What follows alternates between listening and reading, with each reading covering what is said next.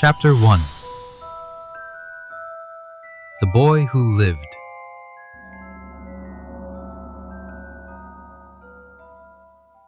A cat sits on a wall for a long time like a stone statue. It does not move. It only looks at the corner of the street at the end of Privet Drive. Finally, very late at night, a man appears on the corner. He appears suddenly and quietly. The cat sees him, and its tail starts to move slowly from side to side. The man is tall, thin, and very old. His hair and beard are long and silver. He wears long clothes and a purple coat. His eyes are bright blue behind his glasses, which sit on his long and crooked nose. His name is Albus Dumbledore. The old man looks at the Dursley house and smiles when he sees the cat. "I should have known," he says. He puts his hand in his pocket and takes out a small metal tool. He holds it up and clicks it. The nearest streetlight goes out with a small pop sound. He clicks the tool again and another streetlight goes out. He clicks the tool 12 times. The only lights left are the two small eyes of the cat. Dumbledore puts the tool back into his pocket and walks to the house. He sits down next to the cat and speaks. "Nice to see you here, Professor McGonagall." He turns to look at the cat, but the cat is gone. Instead, a woman is standing there. She wears glasses and a green coat, too. "How did you know it was me?" she asks. "My dear Professor, there is only one cat that would sit still like a statue." "You would feel like a statue too if you sat on a wall all day," says Professor McGonagall. "You have been here all day? You are not celebrating. I saw many parties on my way here." Professor McGonagall makes an impatient sound.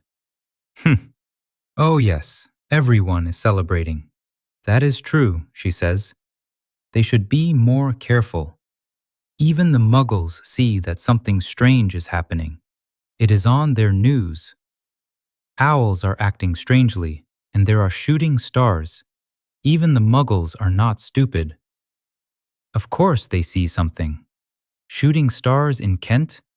That was probably Daedalus Diggle. He is not very smart, is he?" "You cannot be angry with them," says Dumbledore. "We do not have many things to celebrate in the last 11 years. "I know that," says Professor McGonagall, looking annoyed. "But we must be more careful. People are walking in the streets in bright clothes and talking loudly, and the Muggles can hear them. Can you imagine what happens if the Muggles find out who we are on the same day that you-know-who disappears? Do you think he is really gone, Dumbledore? Please call him by his real name, Voldemort," says Dumbledore. "No one is scared of him if we say, you-know-who. And yes, it looks like he is gone. People finally stopped him." "Oh, it is so sad," cries Professor McGonagall. "Everyone says that last night, you-know-who, Voldemort, went to Godric's Hollow. He went to find the Potters. The rumor is that Lily and James Potter they say they are dead." Dumbledore closes his eyes with sadness. "Lily and James, I cannot believe it. I do not want to believe it. Oh, Albus." Dumbledore puts a hand on her shoulder to help her. Professor McGonagall continues, "That is not all. They say Voldemort tried to hurt the Potter baby, Harry, but he could not. He could not destroy that little boy.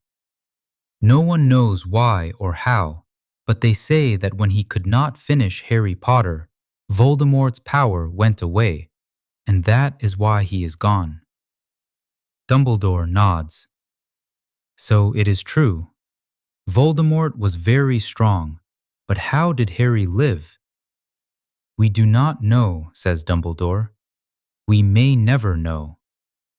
Dumbledore takes his watch from his pocket and looks at the time.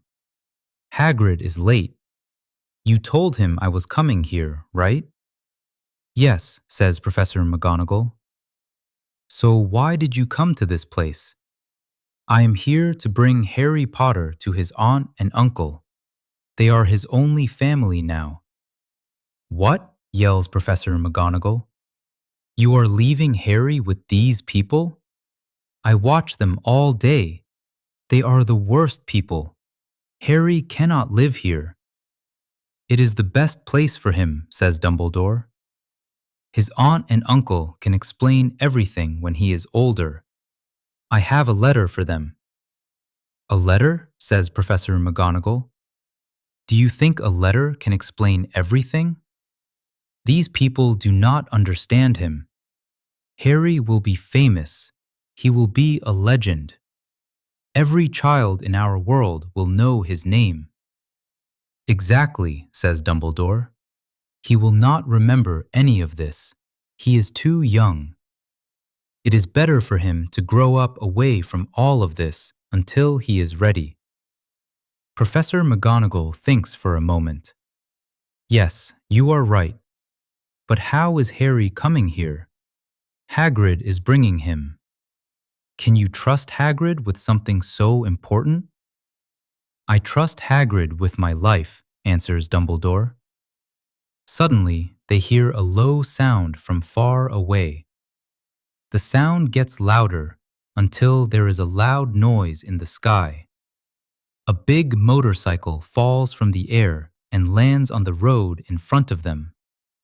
The motorcycle is huge, but the man on it is twice as tall as a normal man and very wide. His hair is wild and black. His beard covers his face. In his big arms he holds something in blankets. Hagrid, it is good to see you, says Dumbledore. I have him, sir. Here he is. Did you have problems? Hagrid asks. No, sir. The house was almost broken, but I got him before the Muggles came. He fell asleep when we flew over Bristol. Dumbledore and Professor McGonagall look at the blankets. There is a baby boy. He is sleeping. On his little head, under his black hair, there is a strange cut like a lightning bolt. That is where Voldemort hit him, says Dumbledore. He will have that mark forever. He may not like it, but he might need it when he is older. It is time to say goodbye. Dumbledore takes Harry and puts him on the ground in front of the Dursley door. Hagrid leans over the boy and gives him a kiss with his big beard. Big tears fall from his eyes. Dumbledore takes the letter from his pocket and puts it inside the blankets next to baby Harry. Well, says Dumbledore, that is done.